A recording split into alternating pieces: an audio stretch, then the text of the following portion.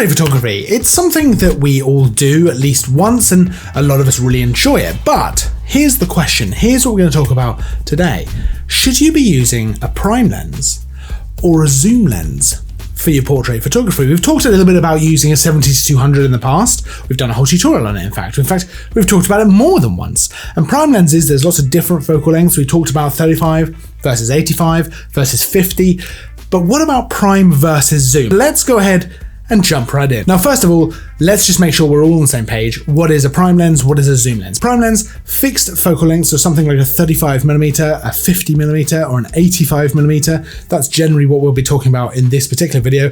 And then a zoom lens, it's in the name, right? It's a lens that can zoom. It has a varied focal length. So, for example, a 24-70mm, a 70-200mm. So which works better when taking portraits? Well, Canon were nice enough to send a few lenses through, so I could go out with a 35, an 85, and a 70-200 and actually take some portraits, take the same photos with the different lenses and see how they look. So let's talk about the pros and the cons of each type, because of course, and I hate to be this guy, but there's no right or wrong answer here. Prime lenses are great, zoom lenses are great, but they do offer slightly different feelings to your photo, the look of your photo, but also the actual kind of usability, the convenience of using them. So prime lenses tend to be a little bit faster. You might get f1.8, f1.4, f1.2, and that has a few benefits. Number one, it lets more light into the lens. That's going to allow you to shoot in lower light without having to bump up that ISO, and that can be extremely useful.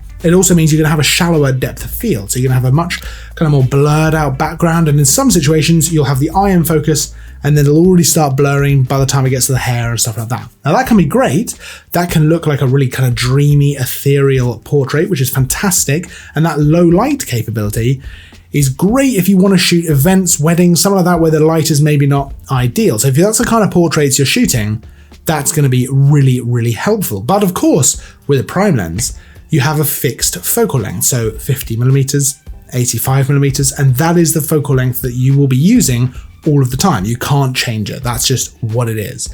Whereas a zoom lens, the convenience is you can zoom, you can change the focal length. 70-200 is a great kind of versatile lens for portraits, and of course for other things as well. Now they're not going to be as fast as zoom lens. Generally they'll get to about f2.8. That's about as fast as they go. Now that's not always the case, there are a couple of exceptions, but for the most part f2.8 is generally as fast as you'll go for a 24-70 or a 70-200. And while that's not as fast as 1.8, 1.4, 1.2, something like that, it's still pretty fast. You're still letting a good amount of light in, and in terms of depth of field, you can still get a nice bit of blur to your background. But it's not just the aperture that affects things like the bokeh, the blur in your background, the depth of field like that.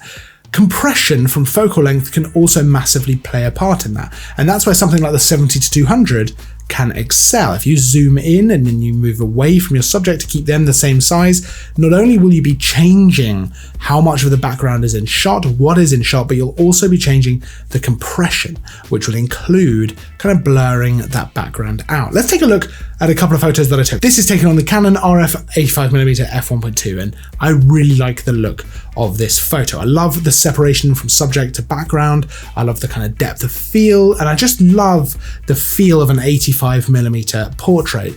This is taken on a 35mm, so you can see it's quite different. I've moved to try and keep my subject the same size in the frame, but the background changes a lot because it's a wider lens. So because I've had to move, the subject stays the same, but the background changes. And that's something you get by changing focal length and keeping the subject the same size. Still like the look of the kind of separation. I like the look of the depth of field. And then this is shot on the 70-200 f2.8. Now, I really like this as well. I think that they all look fantastic. You tend to get a slightly sharper result with a prime lens because it is just one focal length, whereas you have the convenience of zooming with a zoom lens. So that's a bit of a direct trade-off. But with these 70-200 f2.8, you still get good separation. You still get good depth of field. And I like the look of all of these photos. So how would you choose? If you've got something like a kit lens with your camera and you want to get another lens and you're deciding, okay, should I go zoom? Should I go prime?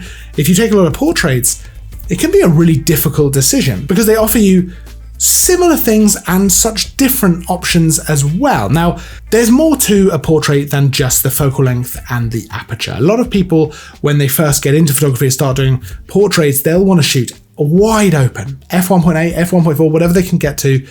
That's what they want to shoot because they want that bokeh. They want that delicious, creamy depth of field that you get from shooting wide open. But actually, that's not the be-all and end-all of portraits, and I'm sure a lot of us know you don't have to shoot wide open to get a good portrait. f4, f5.6, these can look fantastic, can give you really nice results. You get a lot of detail in your subject, they can be nice and sharp, and you get a little bit of information about the context about where your subject is, which can be fantastic. There's also more to a portrait photo than just your settings and your lens choice. You know, the lighting, the composition, the location, the posing.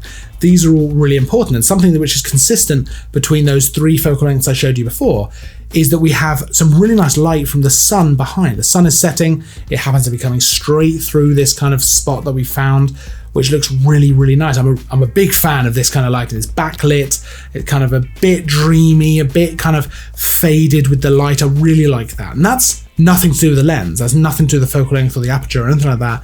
That is to do with the composition, the lighting, the time of day we went out, and then the posing and stuff like that. That's all equally, or realistically, it's more important than anything else, because you could take a photo with whatever focal length or aperture that you like, but if the composition is no good or the lighting is no good, it's not going to be a good photo. So how do we answer the question, zoom or prime? Well, you can't really. I don't want to be this guy, but there's no right or wrong answer. But it comes down to the kinds of photos that you want to take, the kinds of portraits you might be going for. If you're taking candid kind of event photos and wedding photos and candid photos of your friends and stuff like that, then yeah, a prime lens is going to work really, really well, because you're going to be able to kind of battle against bad lighting. You're going to let more light in. You're going to have that nice depth of field. There's a lot you can do with a prime lens that's going to work really, really well. But if you're taking kind of more deliberate shots, if you're going out and doing things and you also want to combine that with other types of photography, street, landscape, whatever it might be, then maybe a zoom lens is going to be the one. Yes, you're not going to let as much light in. Yes, it's not going to be as fast as a prime lens, but a 70-200, for example, offers you a huge amount in terms of what you can photograph, not only with portraits, but with all kinds of other stuff. Now, how would you choose which prime lens to go for if you want to go 35, 50, 85? Well, that's personal preference. They give you different feelings. I've talked about them before, the differences between them. The ultimate kind of phrase they end up saying when it comes to portraits with these different focal lengths is that 35mm is about where your subject is. 85mm is about who your subject is, because you'll have much more separation, whereas 35mm will get more of the environment, the context around the portrait in the shot. So that just comes down to personal preference. You could try getting a cheaper version of the lens and really sticking with it. A great way to do this is to have, let's say, a 35 or a 50mm, which is a great all-rounder. Pop it on your camera once you get it, maybe borrow it from a friend if you have a friend who's willing to let you borrow a lens. Keep it on there for as long as you can, a week, 2 weeks, 3 weeks, and just take all your photos with that lens. Force yourself to think in 50mm, 85mm, whatever it is. Get all your photos that way. That way you'll find out, okay, do I like this lens? Do I like the feel it gives? Do I like the end result that I'm getting from it? And then you can kind of pick your focal length. Now, conversely to that, 70-200 or 24-70 means you don't have to pick your focal length. You can change things up as you go. And I like the ability to zoom. I like the ability to control my background with a zoom lens. So, a bit of an anticlimactic end to the video. There's no right or wrong answer, but I'd love to know your thoughts. Zoom or prime for taking portrait photos? Let me know down in the comments. Of course, if you enjoyed the video, don't forget to like and subscribe. There's a full list of all of the kit used for this video and all the photos and all the stuff down in the description, so you can check that out. I will see you in the next video. And as always, thanks for watching.